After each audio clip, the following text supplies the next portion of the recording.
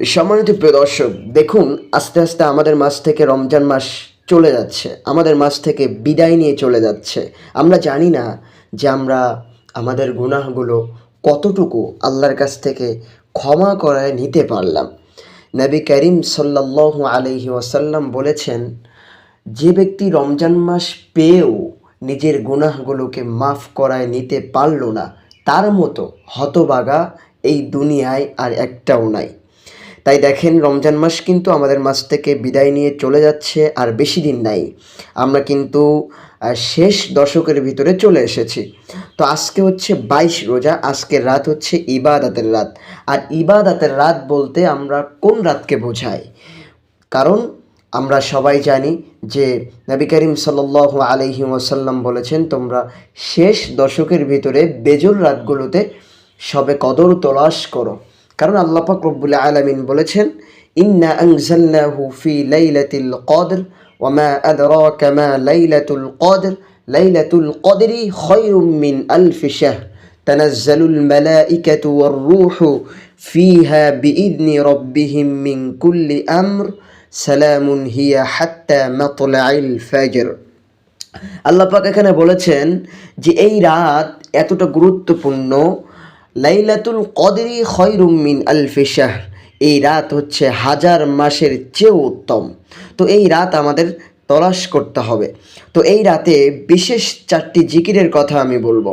এই 4টি জিকির যদি আপনি করতে পারেন, আল্লাহ পাক রব্বুল আলামিন আপনার জিন্দেগির সমস্ত গুনাহগুলোকে মাফ করে দিবে।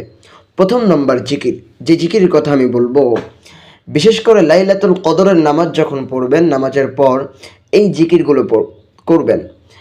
লা ইলাহা ইল্লাল্লাহু ওয়াহদাহু লা শারীকা লাহু লাহুল মুলকু ওয়া লাহুল হামদু ওয়া হুয়া আলা কুল্লি শাইইন কাদির। ফজিলত হচ্ছে, রাসূল করিম সাল্লাল্লাহু আলাইহি ওয়াসাল্লাম বলেছেন, যে ব্যক্তি একদিনে এই দোয়া 100 বার পড়ে, সে 100 জন দাস মুক্তির সওয়াব পাবে। শুধু তাই নয়, তার 100টি নেকি লেখা হবে। শুধু তাই নয়, 100টি গুনাহ মাফ করে দেওয়া হবে। সারাদিন শয়তান থেকে সুরক্ষিত থাকবে। এই হাদিসটা হচ্ছে বুখারী শরীফের হাদিস, 3293 নম্বর হাদিস। 2 নম্বর দোয়া, আস্তাগফিরুল্লাহাল্লাযী লা ইলাহা ইল্লা হুয়াল হাইয়ুল কাইয়্যুম ওয়া আতুবু ইলাইহি। এই দোয়াটা পড়বেন। আল্লাহ পাক রব্বুল আলামিন, এই দোয়াটা পড়লে কি হয়? আল্লাহ পাক রব্বুল আলামিন আপনার জিন্দেগির গুনাহগুলোকে মাফ করে দিবে। রাসূল করিম সাল্লাল্লাহু আলাইহি ওয়াসাল্লাম বলেছেন, যে ব্যক্তি এই দোয়া পাঠ করবে, আল্লাহ তার সব গুনাহ মাফ করে দেবেন, যদিও তা সমুদ্রের ফেনার সমান হয়। সুবহানাল্লাহ। হাদিস নম্বর তিরমিজি শরীফের হাদিস, 3277 নম্বর হাদিস। 3 নম্বর দোয়া, আল্লাহুম্মা ইন্নাকা আফুউন তুহিব্বুল আফওয়া ফাআফু আন্নি। আল্লাহুম্মা ইন্নাকা আফুউন তুহিব্বুল আফওয়া ফাআফু আন্নি। আপনি যদি শবে কদর যদি আপনার ভাগ্যে জুটে যায়, আর এই শবে কদর যদি আপনি পেয়ে যান, বিশ্বাস করেন, আপনার এই যেরকম মনে করেন আপনি লটারি কেটেছেন। আপনারা অনেকে এমনটা শোনেন যে অমুক ব্যক্তি আগে গরিব ছিল, কিন্তু লটারি কেটে অনেক বড়লোক হয়ে গেছে, আজকে তার কপাল খুলে গেছে। ঠিক এই রাতটা হচ্ছে লটারির মতো। যদি এই রাতটা আপনার জিন্দেগিতে একবার জুটে যায়, তাহলে আপনি বড় ভাগ্যবান হয়ে যাবেন। আপনি যদিও বা এর আগে অনেক গুনাহ করে ফেলেছেন, তারপরেও এই রাতটা যদি আপনি একবার পেয়ে যান, আল্লাহ পাক রব্বুল আলামিন আপনার জিন্দেগির সমস্ত গুনাহগুলোকে মাফ করে দিবে। আয়েশা রাদিয়াল্লাহু তাআলা আনহুমা বলেছেন, আমি রাসূল করিম সাল্লাল্লাহু আলাইহি ওয়াসাল্লামকে জিজ্ঞাসা করলাম, লাইলাতুল কদর কি দোয়া পড়ব?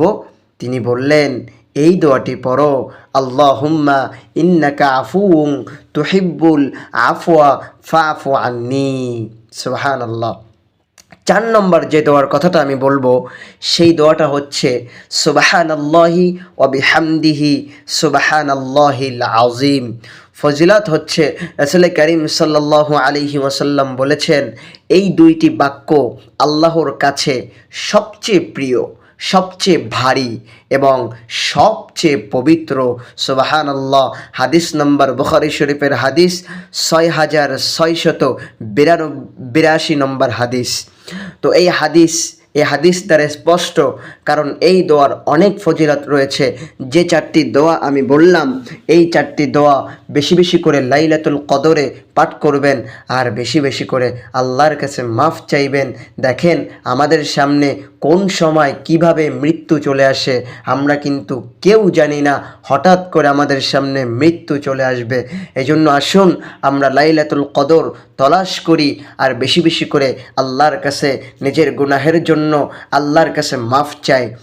তো সম্মানিত প্রিয় দর্শক, প্রথম থেকে শেষ পর্যন্ত যা কিছু বলেছি, আল্লাহ পাক আমাদের সবাইকে আমল করার তৌফিক দান করুক। সবাই বলেন আমিন।